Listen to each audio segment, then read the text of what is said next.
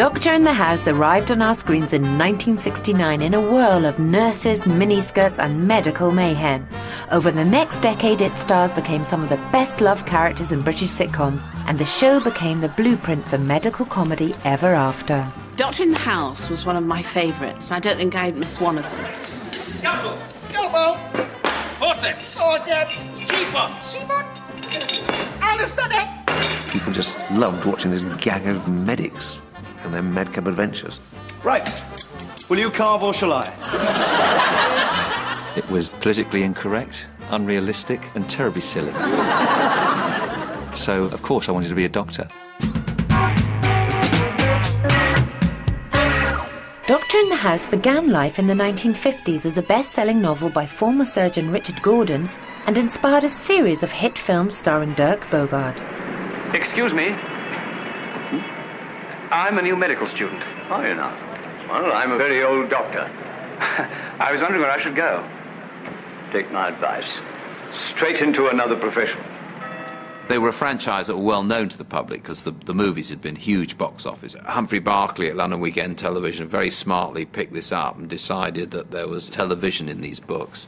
I had gone to work for Frank Muir. He said, we've got the rights to Doctor in the House. And Frank had had the brilliant idea of giving it a slightly modern twist by getting two young scriptwriters called John Cleese and Graham Chapman. Graham Chapman's experience as a real-life medical student made the show believable right from the start, while John Cleese's influence was clear in the bombastic character of Professor Loftus, played by Ernest Clark. Now listen to me. You've got to work in this department, you understand? I'm not putting up with any slacking. Anatomy is tough, bloody tough, isn't it, Clark? Yes, sir, very. And Clark knows, don't you, Clark? Yes, sir. 4 times, is it, Clark? I don't understand why you're still here, but my God, you're going to wish you weren't. I am going to give you hell, Clark.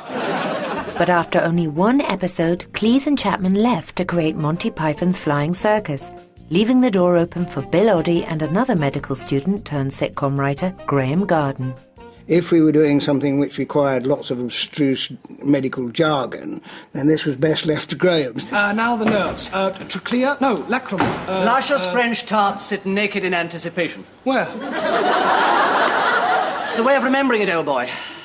The initial letters are the same as the names of the nerves. Luscious, lacrimal, French frontal, tarts, trochlea. That's great, that works, that's great. Got another useful tip, made it up myself. Tells you at a glance all the branches of the external carotid artery. What is it? S.L. Foppenstupt. What? Easy. S, superior thyroid, L, laryngeal, F, facial... Wait a minute, what's the word? S.L. Foppenstupt. That's more difficult to remember than remembering in the first place. It's schoolroom comedy, really, except it's life and death, because doctors operate in a life and death situation, which heightens the comedy quite a bit. A man with a ruptured artery can bleed to death in 30 seconds. And if you don't know the right answer, he'll die, Upton. Die.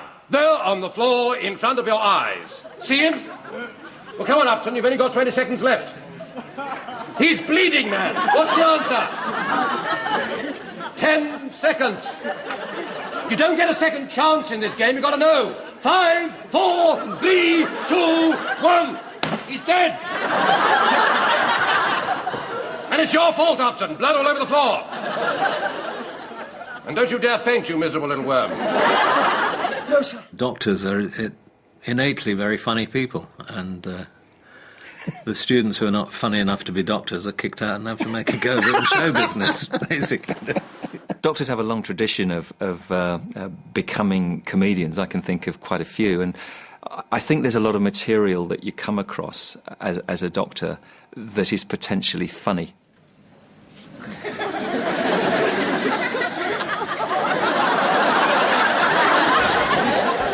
Doctor in the House swiftly became a ratings smash and had millions of viewers in stitches every weekend. What marked the show out from other sitcoms was its young and good-looking cast. We were the friends of our day. It was something new, ensemble comedy, 5 young, hopefully sexy guys. I think I was the least sexy, frankly, but, you know. We all just loved those boys, and, you know, you'd be in love with one of them one week, and then you'd drop that one. So it was like having a whole relationship with all these men.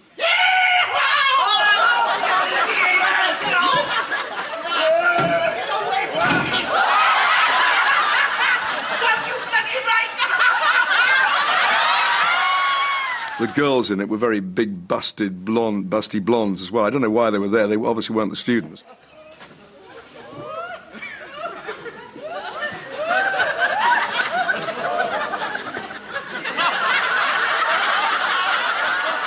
I would say it was women who watched that show. That was the following. They all had girlfriends, but they all split up with them. Thank God. It is a bit like a boy band vehicle. Yeah. That, there was, Barry was cute student, and then there was scary student and posh student and all that.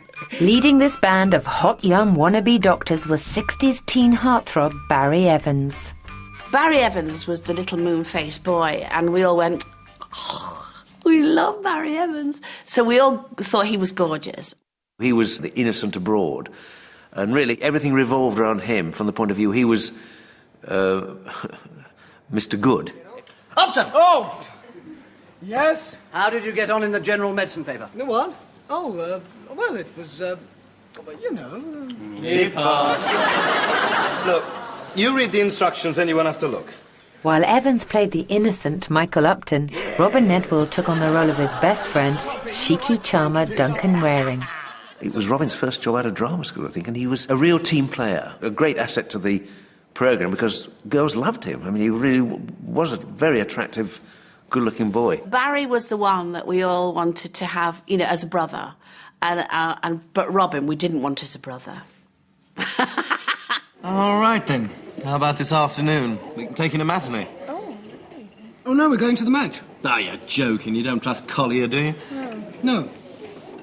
Anyway, they're infinitely more preferable to nasty old rugby. Come on, I've got it! Aren't you, girl? He's got it! Ah, great! Sorry.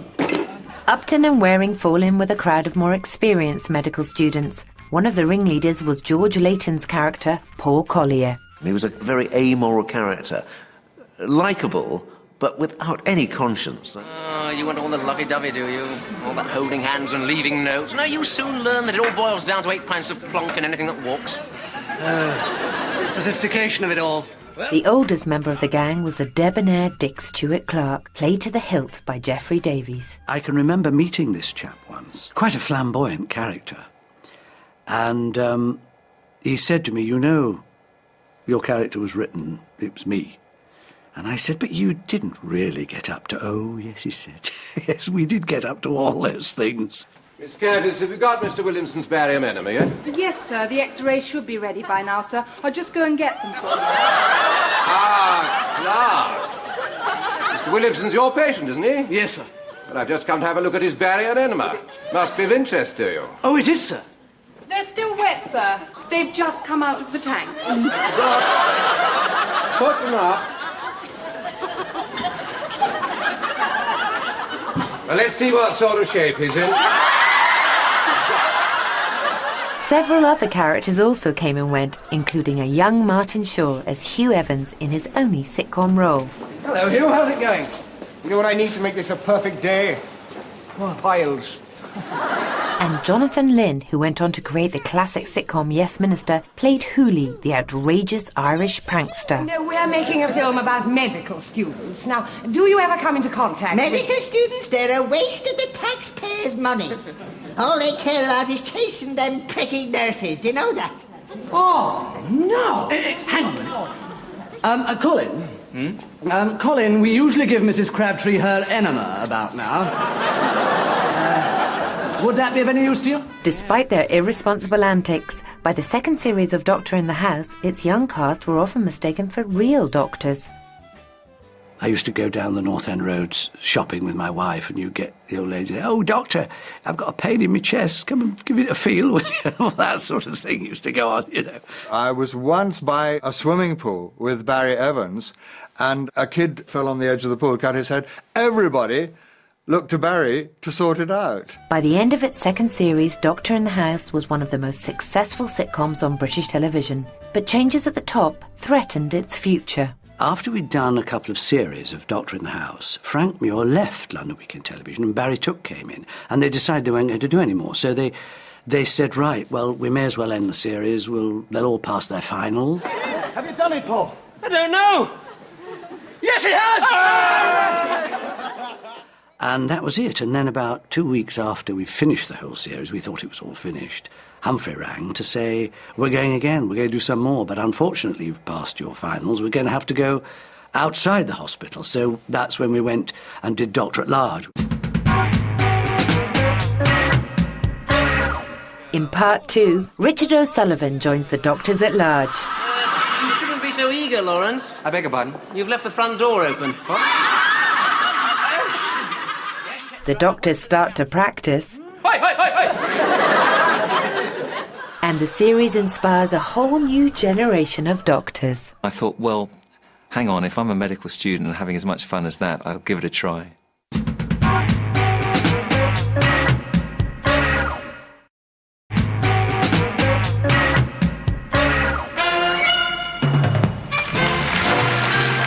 In 1971, Barry Evans and the boys were back, this time in Doctor at Large.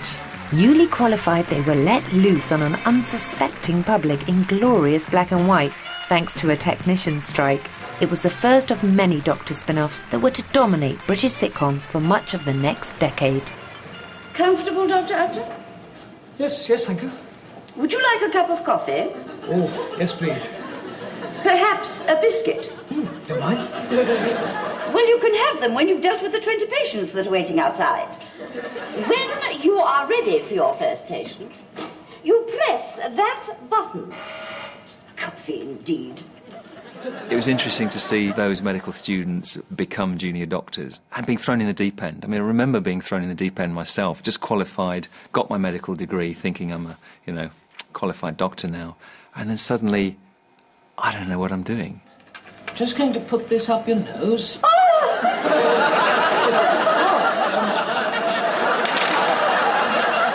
Nurse, a woman's fainted in booth 1. It's starting again. What is going on? Oh, I spit it out. Yes. No, not in there. My father, being a doctor, used to say, well, you wouldn't do that and you wouldn't do that, and at least you might have a stethoscope round your neck to make it look as though you knew what you were doing. Open wide.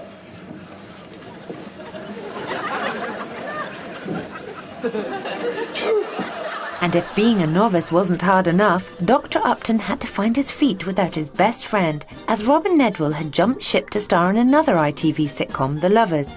He was replaced by the bumptious Dr. Lawrence Bingham, played by Richard O'Sullivan. Richard O'Sullivan was a dream to write for. Very funny actor. You wanted to make every episode about him, but he was, strictly speaking, a supporting role. Richard had this wonderful quality of being awful, malevolent, sneaky, mean, and yet funny. You think you'll get the job? Oh, yes, I think so. Anyway, Mustache, I was out to meet Jenny Parfitt before lunch. Yes, I said I'd show her that new enormous cyst in woman's surgical. Oh, Lucky girl. Oh, Lawrence, there's no flies on him. You shouldn't be so eager, Lawrence. I beg your pardon? You've left the front door open. What? And O'Sullivan wasn't the only future star to get his sitcom break on Doctor at Large. David Jason had been considered for the role of Dr. Upton, but ended up as one of his stranger patients. Good morning. Good morning, Doctor. Take a seat, please. Yes, thank you. And the name is... Bligh. Victor Bligh. I'll just see if I can find your... Hey! Yes?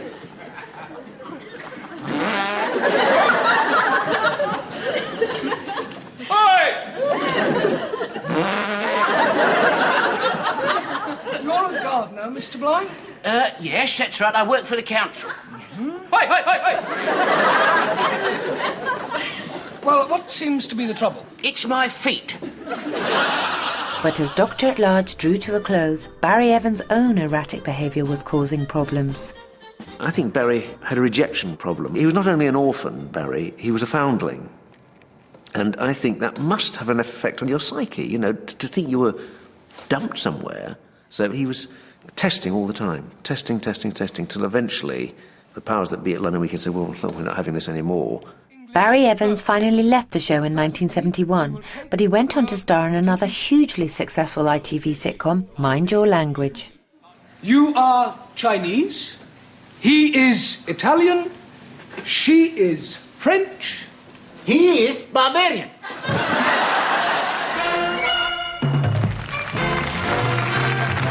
After Barry Evans left the show, the sitcom returned yet again as Doctor in Charge, with Robin Nedwell back to lead the gang of medical misfits.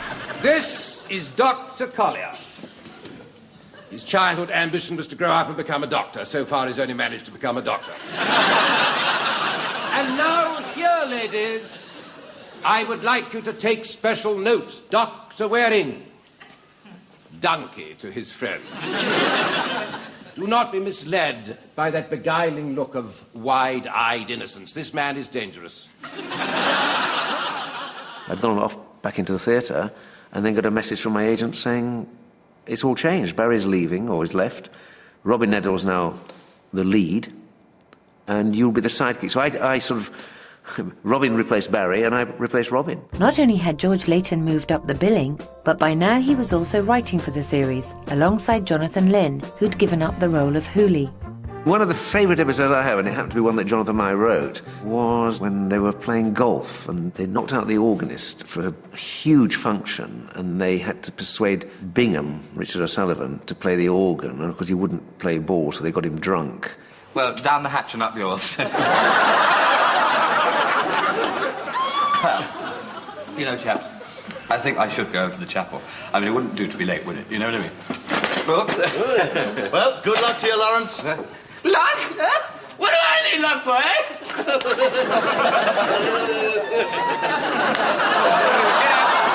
you chaps, you put so much spirit into it.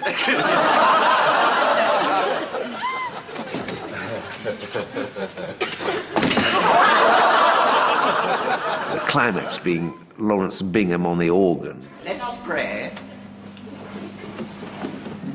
Good God of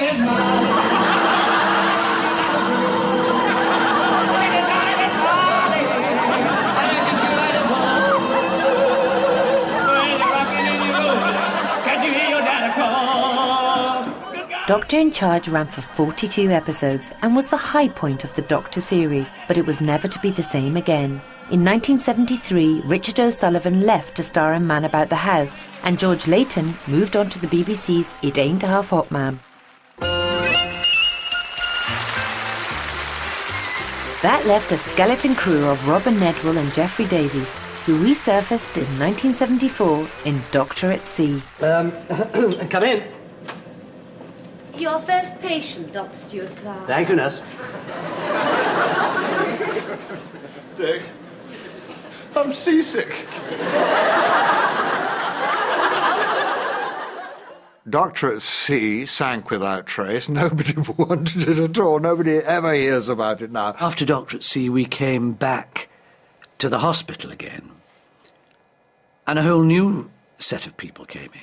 In 1975, Doctor on the Go became the 5th Doctor sitcom, but the show was fast running out of storylines, and Nedwell and Davies were left holding the baby. Baby. Hello, sunshine. Hello. Ah, whose baby's that?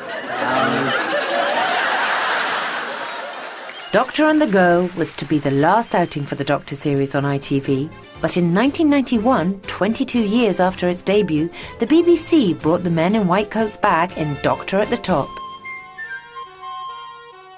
We started off with 12 million viewers, and within about 3 episodes it went to 5.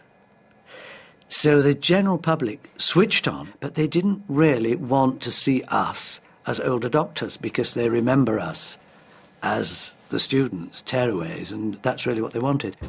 For Robin Nedwell, Doctor at the Top was to be his final role as an actor. In 1999, while visiting his doctor's surgery, he died of a heart attack. Oh, I mean, it's an absolute tragedy. I think Robin was only 52. It was quite a shock, that, because he was such a young man. Good talent. 2 years before, Barry Evans had also died an early death. Unable to get any work, he had sunk into alcoholism and died alone at home aged 53. But the classic comedy he and his fellow doctors gave us lives on. Right, now we'll tear that lot up and start again. Oh, you stupid idiot! What did you know about in the first place? It's all so pointless, you're all so thick here. We are all doctors, you see? He's a doctor. He's a doctor. I'm a doctor. We are all doctors. Oh, if you want the facts, go contact Professor Loftus. No! Yes, it's Swithins Hotel. Hospital. I'm not going to be treated like this. The Doctor series was one of the best loved and longest running of all British sitcoms, and it nurtured some of our finest comedy talent. But its real legacy was to inspire a generation of young viewers to join the medical profession. We all just related to that time because we were all about the same age watching it and thinking, oh, I want to be in there because they're really having fun. They don't do any work. Hello? Who? Doctor Who? No, is it for Doctor Who? So many doctors today say, oh, I became a doctor because I saw you when I was a kid. And they do have this mad quality. Oh, I do like to be beside the sea. I'm so fed up, I turn up to the dam. Is it not going right, Donkey? I thought, well, hang on, if I'm a medical student and having as much fun as that, I'll give it a try. What is the meaning of this? Well, you ordered it, sir. Yes, sir. My doctor, he said, you're one of the reasons I became a doctor, he said. He said, I used to watch you on the television and say I want to be like him. And don't take off your white coat just yet. We've got a classic episode of Doctor in Charge coming up next.